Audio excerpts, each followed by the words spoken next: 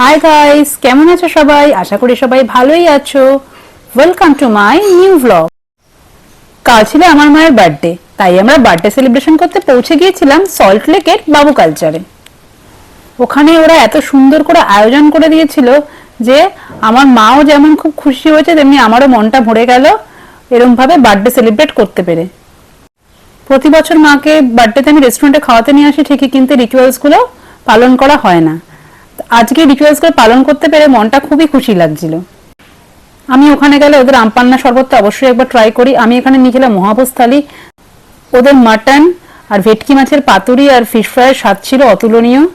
লুচিগুলো ওরা একদম গরম গরম সার্ভ করেছিল। নিরামিষ আইটেমে ওরা কত কিছু দিয়েছে দেখো, ভাত, পোলাও, বেগুনি, শুক্তো, আলুর দম, ডাল, ঝুড়ি ঝুড়ি আলু ভাজা, আরো কত কি। আর সঙ্গে ওদের পায়েসটা ছিল খুবই ভালো। আমরা খুবই আনন্দ করলাম, আজকের দিনটা খুব ভালো করে কাটলো আমাদের। এই নিয়ে আমি এখানে সেকেন্ড টাইম ভিজিট করলাম। আমার আজকের ব্লগ এখানেই শেষ হলো। দেখা হচ্ছে আবার পরের ব্লগে।